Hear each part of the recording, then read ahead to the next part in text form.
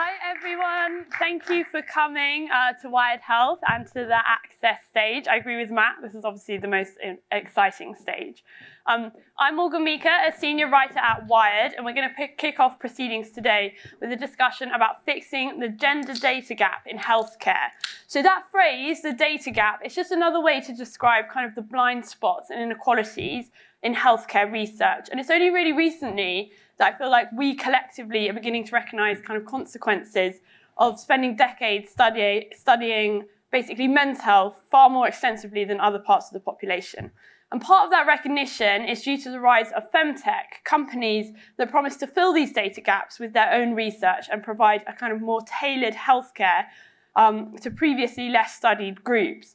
So I'm joined by the people behind some of those companies who are going to talk to us today about the huge data sets, specific data sets that they're gathering, how they help and what they plan to do with them. So before we get started, I'm just going to let everybody introduce themselves and say a bit about what you do. Eileen, would you like to go first? Sure. Thanks for having me, and it's really nice to be here.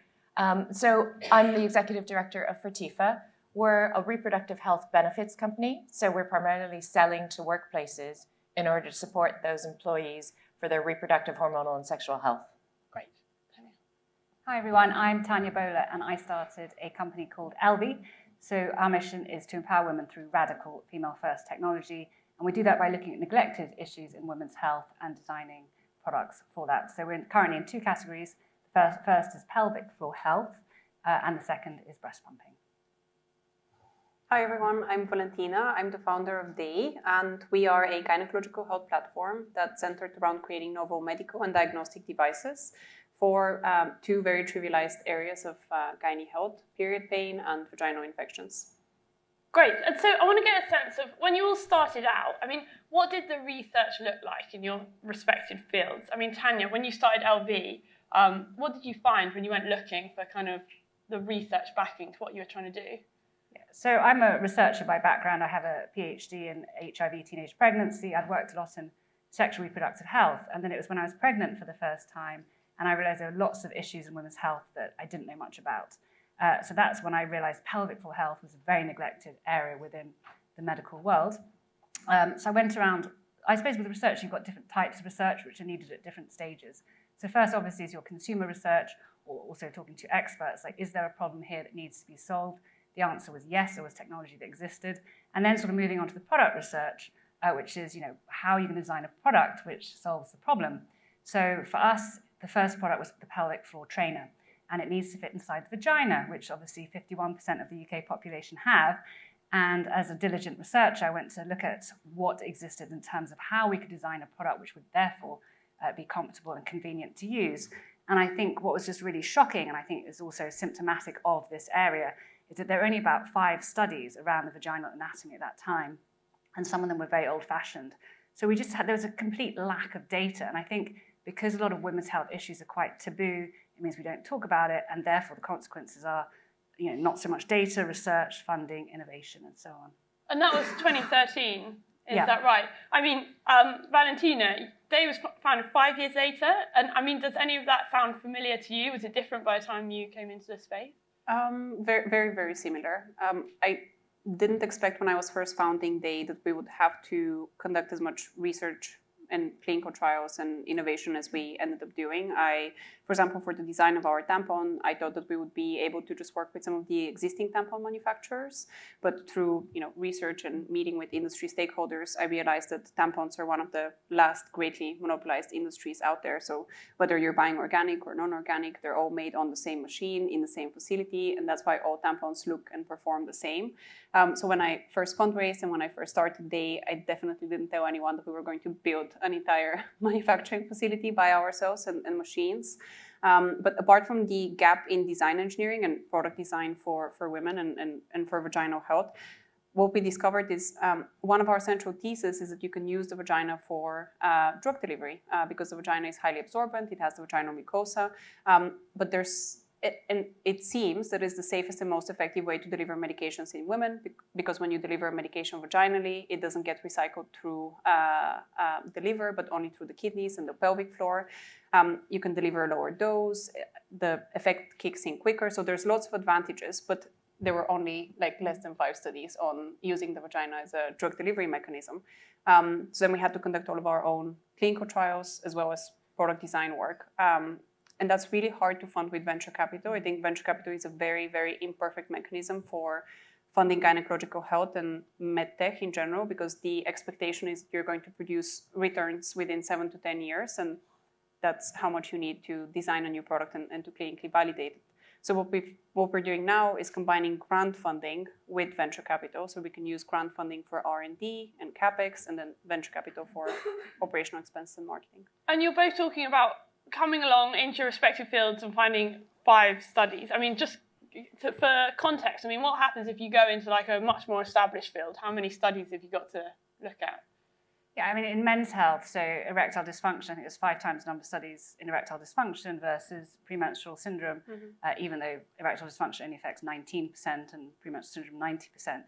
But that's because also you're looking not necessarily at the NHS, but you're looking there for the private sector, right? So that's based where the money is going and where you think there's demand. And as Valentina is saying, the problem is we can show that there is demand in women's health in the private sector, but it takes longer than you would in other areas because there's not the data, there's, as Valentina was saying, there's not the science, but then also there's not even a sense of how to market and create demand around these issues where there's taboo and a lack of education. And Eileen, what about you? I mean, Fertifa has its own clinical research team, is that right? And I mean, is that because you couldn't rely on the research that's out there? I think there's a few reasons for that, and actually Valentina and Tanya have already touched on it. So I came from a slightly different perspective than, you know, fantastic entrepreneurs, but as was already being alluded to, there are investors like myself. So I've been an investor for the last sort of 10, 15 years, wanting to invest more in this category and in healthcare generally, by the way. So I wasn't necessarily looking for female health, but females are 51% of the population. So if one is invested in or wanting to invest in health, you're wanting to invest in women.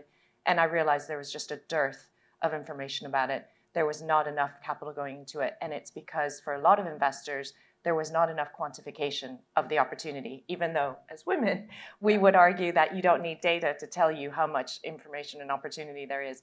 So one of the things we set about doing at Fertifa was trying to get access to even more patients and individuals and trying to get the data and the information from them in terms of, by the way, through their employers or their workplaces about what questions they had, what issues they might, come into, what kinds of ways they would want to seek support, what that support would look like, and then how we might be able to deliver. So it's a very sort of long-term play for me as an investor, although obviously at Fertifa we see a near-term commercial opportunity as well to address the gap that's not there right now. And like, why are we in this position? Like, Tanya used to work in research. Like, why is it that there's all this data that's missing? Well, yeah, so there's missing language. There wasn't the word femtech when I started. There's missing data and the companies and innovation. And they are all linked to what I mentioned before, which is around the fact that a lot of women's health issues are quite taboo, right? So they're to do with sexual reproductive health. I think many cultures have struggled to talk about some of these issues, right? We've come from historically patriarchal societies. And then because it's not talked about, there's also an acceptance that women just put up with this stuff, right? So when I gave birth and I learned about how prevalent pelvic floor health issues are for new mums, it's 80% of new mums. You talk to women in this country and they'll say, oh, it's just a woman's thing, it's normal, I can't jump on the trampoline, and so on. As you go to France and you see it's quite different. So there's also an expectation that women are putting up with a lot of these issues. And there's also a lot of stereotypes, not just around the taboos of women's health, but also stereotypes about how women, how disease play out with women. So there's something called the gender pain gap, right? So men and women can present with the same symptoms in hospital, and men will be seen quicker than women. More often than not, men and women with the same symptoms, women will be given antidepressants. And there's a sense that women are possibly, there's something, mental or psychological that's going on, which clearly isn't the case. Can I just say, I think all of that is, I couldn't agree more, but I do want to sort of underscore something you said. I do think it's right down to who used to be in control, or who has historically been in control of both healthcare, investment, funding, decision-making, full stop. And so because we've had historically a patriarchal society and sort of men making these decisions, taking these decisions and judging, so the judgment of what's appropriate or what's deemed necessary we haven't had enough attention on women's health issues. Full stop. So it's kind of like the chicken and the egg problem. Is it the funding that comes first, or is it the research that comes first? It's both, right? Yeah. And it's not a surprise that we're 3 women up here, right? Because as Eileen's saying, most tech companies and investment companies are led by men, so it's kind of natural they won't be thinking about women's health issues, won't be top of mind. And it takes, people sometimes say, oh, could it be a man who's leading a femtech company? Obviously, men can lead companies that do great things for women's health. But because specifically in women's health, we also need to be educating people about it. We need to be changing the conversation. We need to be breaking those taboos. It comes more authentically from a woman as well. And Valentina, when we last spoke, we were talking about how this leaks into the lab, and you were telling me about how the gap between male and female mice. I mean, just talk a bit about that and how that's affecting us. Yeah, so when you think about the research gap, you usually think about the fact that we don't have the infrastructure to recruit female participants into clinical trials at the same rate as we can attract male participants. So a lot of the drugs we have on the market today, a lot of the medical devices that we have on the market today were never designed for nor tested on the female physiology. And this is the case for everything from the female Viagra, which was largely tested on male patients, to ibuprofen. And when you talk about the gender health gap and the gender research gap, you mostly think about clinical trials, but the patriarchal view that women should be protected as the vessels of life dates back to animal studies, and we still prefer to use male mice over female mice in animal studies because we're worried that the menstrual cycle will quote-unquote pollute, that's the actual word that's used, and I think that matters, will pollute the quality of clinical data. So we still see the menstrual cycle and the female hormonal fluctuations as something that is a negative, it's unnatural, and it needs to be contained and ignored. And how do you get around that? How do you get around researchers being so concerned about the menstrual cycle? Well, something interesting that happened to us today. So the idea for pain, we have 2 products, the pain relieving tampon and the diagnostic tampon. And both of these products are not new as concepts. They're not new ideas. So Procter & Gamble first came up with the idea for pain relieving tampon in the 1960s, but they killed the project because they thought the market wouldn't be large enough, even though, as Tanya said, 90% of the female population experience period pain. And then we've known since the 1980s, there have been really good, solid clinical trials since the 1980s showing that tampons increase the sensitivity and specificity for STI screening, so diagnostic accuracy compared to the swab. But there's a valley of innovation death in gynecological health. So even if you have good ideas and you miraculously manage to find the funding for them, because you need follow-on funding and the ability to scale and to reach consumers and to educate them that they shouldn't just ignore their pain, you have a lot of great ideas die along the way. And this is my biggest concern about the femtech space. Most of the female founders that I know who are working in femtech are working in conditions of extreme scarcity. They're really capping the size of their teams, they're really capping the size of their marketing investments, and they're capping what they can invest in R&D because the funding simply isn't available. And I think this will inevitably have an impact on the quality of the products that we're developing in femtech. That's my biggest worry for femtech. And Eileen, you're also a partner at venture capital firm Passion Capital. I mean, if we need funding to kind of fix this research gap, I mean, how can we get that funding? Yeah, so firms like mine, but others as well, are trying to do more and more of that. And so even, up the value chain, from limited partners, things like the British Business Bank, which has been our cornerstone investor for all of our funds, they're committing to invest in more female, GP-led firms, and ones that are actually actively investing in what we're calling more diverse investment thesis, even though we're talking about it's more than 50% of the population that's been ignored. So I think it's such a cliche, but it's, you've got to follow the money. And I assume the same goes with respect to research grants, institutions that are funding those grants. And you have to have more and more decision makers that are more and more diverse in those decision-making bodies to try and get more of that capital coming through.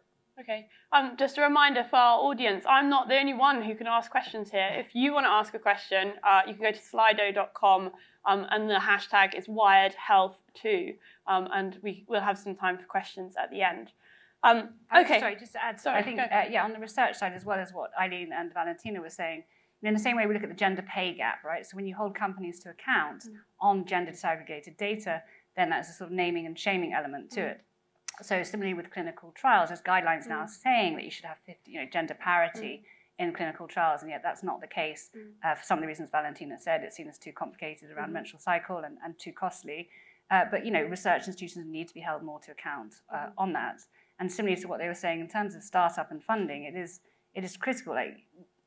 We're kind of at I'm hoping the end of a second wave in femtech. I'd say the first wave when I was just starting, and there were a couple of other female entrepreneurs where this thing didn't exist. We had to prove that there was demand, which obviously looking back is a bit crazy.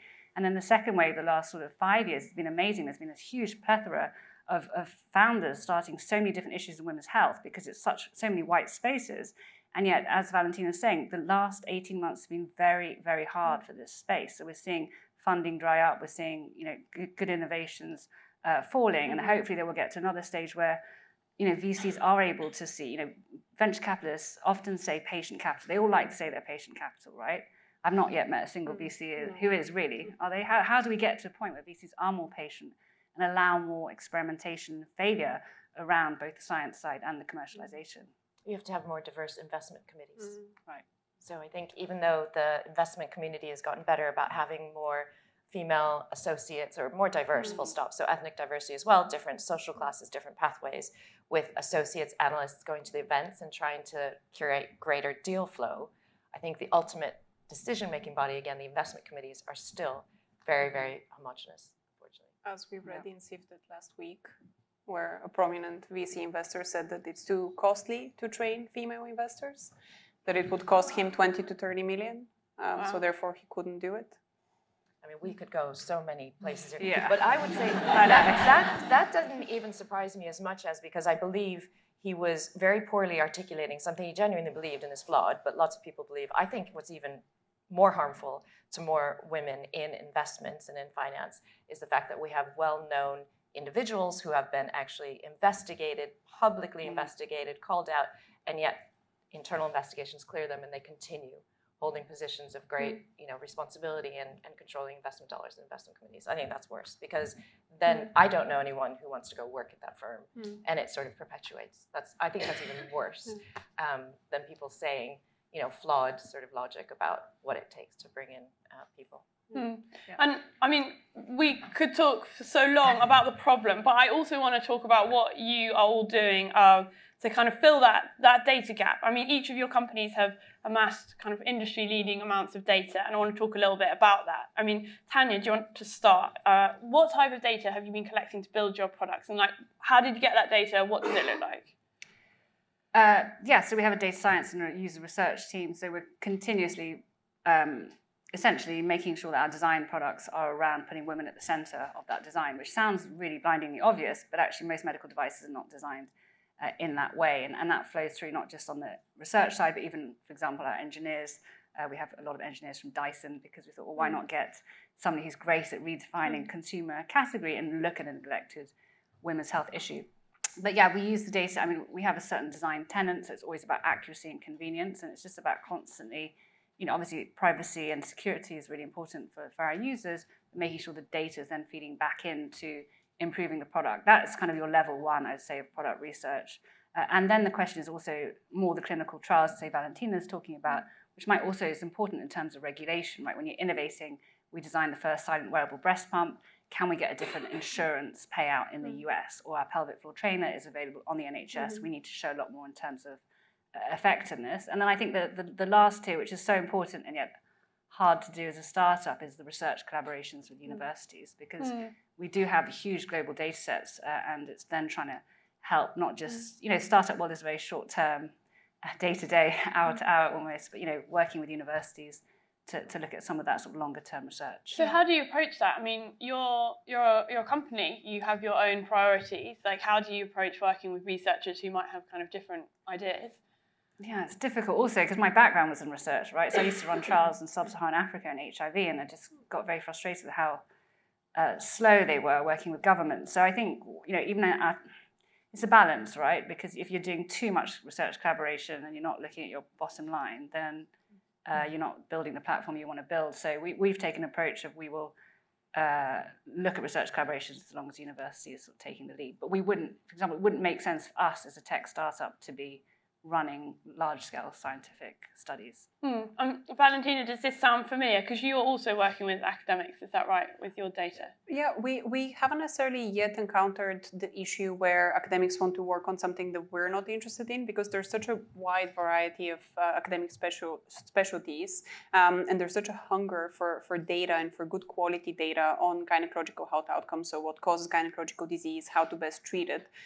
So we just find the researcher that has a really niche speciality that we're also interested in, and then we make our anonymized patient data available to them so that they can publish papers and help advance modern medicine's understanding of what causes women's health issues and how best to treat them. So you kind of vet researchers that approach you and be like, do we align in what we're trying to do, and take it from there? Yeah, and we also send out a researcher newsletter every quarter. So every researcher that I've ever met through working a day, I add them to my newsletter, and then they're just up to date on what are our current research interests, and then they respond and they let us know what their research interests are. And what kind of data do you have at day?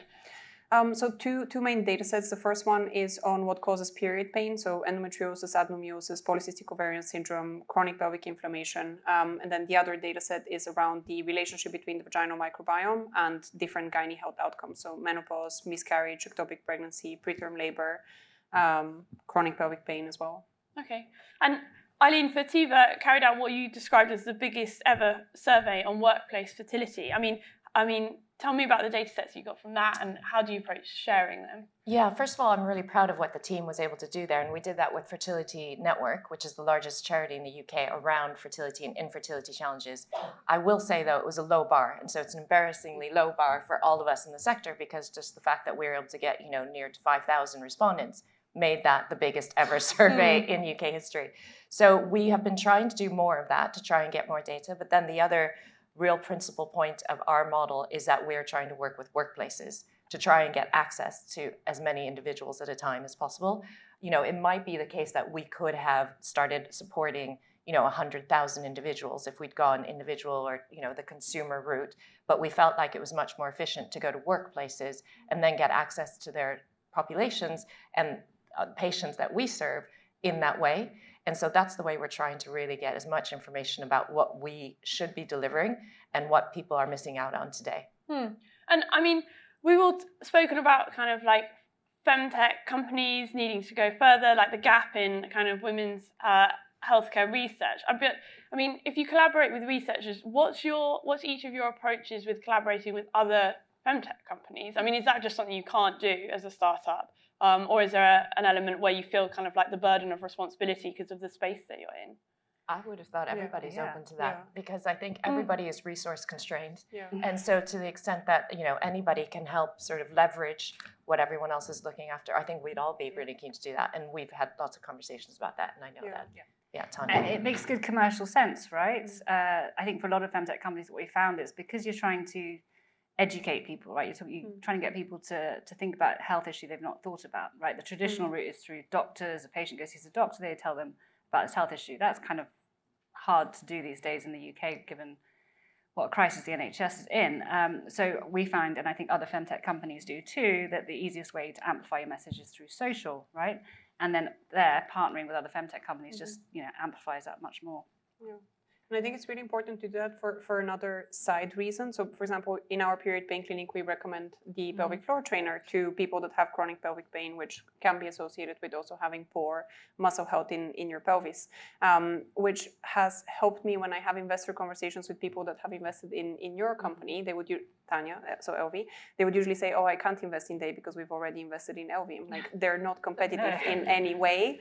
So I can say, well, not only are we not competitive, we're also, collaborating, promoting each other's products.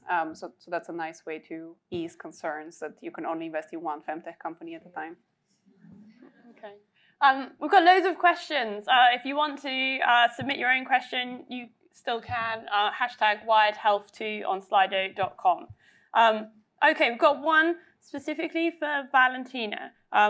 Someone said it's heartbreaking to see the ad censorship for Day's recent ad campaign in London. I mean, how do we as a society respond to this type of censorship? I mean, for people who don't know what happened, can you just tell everyone? Yeah, so we had the audacity to show a tampon on an out-of-home ad in London. And we also showed a model of the uterus and the ovaries, showing where the tampon goes, so the vaginal canal. And a lot of our ads got censored across London, so people spray painted over the tampon and spray painted over the uterus or put stickers on them because there's such a deep fundamental discomfort with anything to do with gynecological health and the female anatomy. And then more recently, I've been getting feedback from investors asking me if I think our credibility with the investment community would be reduced because we ran these ads, because they're too out there. And I said, oh, what do you mean they're too out there? Said the person wearing a Volvo t-shirt. What do you mean they're too out there? And they said, well, you have a tampon in the center. And I said, well, that's the product we're promoting. So yeah, it's just deeply fundamentally uncomfortable. People are really uncomfortable with gynecological health. But we had 2 awesome people from our community just go and like clean a bunch of our ads, which was really nice. Yeah. And just it's not just the public, right? It's also when you're paying for digital marketing spend, right? So Facebook and so on, we're constantly getting our ads censored. So there's this sort of constant work with the advertisers to keep explaining. And actually that's an example where we should be coming together a bit more collectively. Amazon as well. So Amazon, TikTok, Google, Meta, they all block gynecological health advertising, and it's everything from breastfeeding to menopause to menstruation. So it's all this extra work. Like not only are you doing your work, you're doing all the research, and then you're doing all the educating the advertisers. It's a lot. And there's a huge economic penalty to that because when your accounts get blocked because you've had the courage to talk about chlamydia on Meta, then all of your learnings on your account get wiped. So all of the investment that you made to let Meta's algorithms learn which ads to show to which audience, all of that gets wiped off because of the ad being blocked. Right. Okay. Another question. What can be done about the challenge of women's health literacy? Often for many femtech startups, the problem they want to solve has low awareness for women.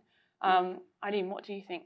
I think that's just more conversations like this and more companies that are having to, Tanya said it earlier, a lot of what we do is educating the market and the audience as well. So I think we have much more information and resources that are out there now than there were even 5 years ago, and certainly when you started.